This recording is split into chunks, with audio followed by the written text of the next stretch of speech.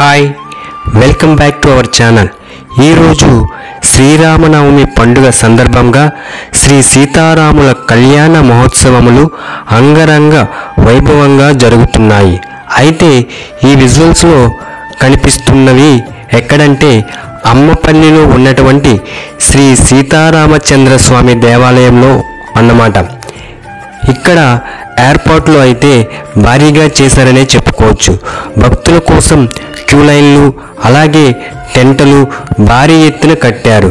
ఇక్కడ పెద్దపాటి జాతర జరుగుతుందని చెప్పుకోవచ్చు. అయితే ఇక్కడ టెంటలు మనకి అన్నప్రసాదం వితరణ దగ్గర కూడా భారీ ఎత్తున ఏర్పాటు చేశారు. ఎందుకంటే ఇది వేసవికాలం కాబట్టి ఎండలు ఎక్కువగా ఉండటం వలన భక్తులకు ఏర్పాటు చేశారు.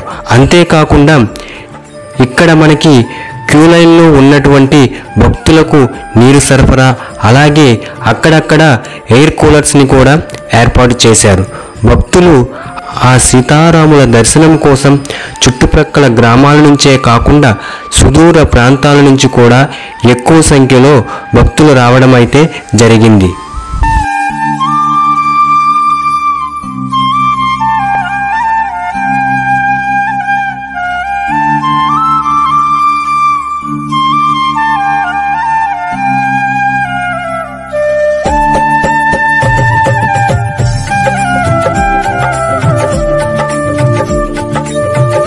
చూస్తున్నారు కదా, క్యూ లైన్లో భక్తుల తాకిడైతే ఎక్కువ సంఖ్యలో ఉందనే చెప్పుకోవచ్చు.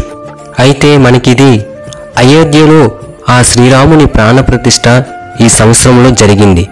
దాని తర్వాత వచ్చే మొదటి శ్రీరామనవమి కావడం వలన ప్రపంచవ్యాప్తంగా శ్రీరాముని ఉత్సవాలు ఘనంగా చేస్తున్నారనే చెప్పుకోవచ్చు. అలాగే ఈరోజు సీతారాముల కళ్యాణం కూడా చేస్తారు. దానికోసం ఆలయ కమిటీ ఒక మండపాన్ని గోపురానికి ఎదురుగా ఏర్పాటు చేస్తున్నారన్నమాట. ఏది ఏమైనప్పటికీ శ్రీ సీతారాముల కళ్యాణం ఘనంగా జరుగుతుందని చెప్పుకోవచ్చు. అలాగే ఇక్కడ ముఖ్య అతిథిగా తెలంగాణ స్పీకర్ అయినటువంటి శ్రీ గడ్డం ప్రసాద్ గారు ఆ స్వామివారిని దర్శించుకోవడానికి వచ్చారు. తదనంతరం స్పీకర్ గారికి అందరి ప్రజల మధ్యలో అన్నప్రసాదాన్ని కూడా ఏర్పాటు చేశారు. అయితే ఏది ఏమైనప్పటికీ ఇక్కడ మాత్రం చాలా కొనువిందుగా ఉంది. ఇక్కడ జరిగే 3 రోజుల పూజల కోసం భక్తులైతే అధిక సంఖ్యలో వస్తారని భావిస్తున్నారు. అలాగే ఇక్కడికి వచ్చే భక్తులకు ఏదైనా ఎమర్జెన్సీ కోసం 2 మెడికల్ క్యాంపును కూడా ఏర్పాటు చేశారు.